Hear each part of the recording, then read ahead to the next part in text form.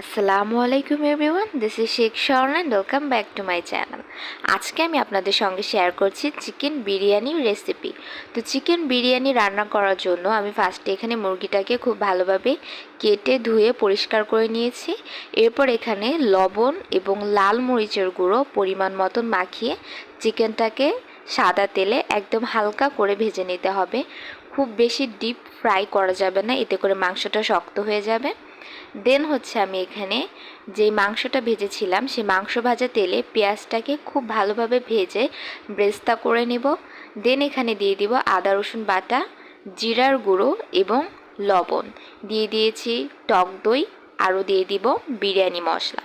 আমি এখানে 2 প্যাকেট বিরিয়ানি মশলা দিয়েছি আমার চাল এবং মাংসের পরিমাপ অনুযায়ী। দেন মশলাটাকে খুব ভালোভাবে কষিয়ে নিতে হবে। আর এই পর্যায়ে আমি এখানে লবণ দিয়েছিলাম একদম আমার স্বাদ অনুযায়ী, আপনারাও স্বাদ অনুযায়ী লবণ দিয়ে দিবেন। দেন এখানে আমি চিকেন দিয়ে মশলার সঙ্গে ভালোভাবে কষিয়ে নিয়েছি অ্যান্ড অ্যাড করে দিয়েছি পর্যাপ্ত পরিমাণে চিনি এবং টমেটো সস, আর দিয়েছি কাঁচামরিচ। চিনিটা দিয়েছিলাম টক দই স্বাদটাকে ব্যালেন্সে নিয়ে আসার জন্য। এরপর একটু পানি দিয়ে মাংসটাকে ভালোভাবে সিদ্ধ করে কুক করে নিয়েছি।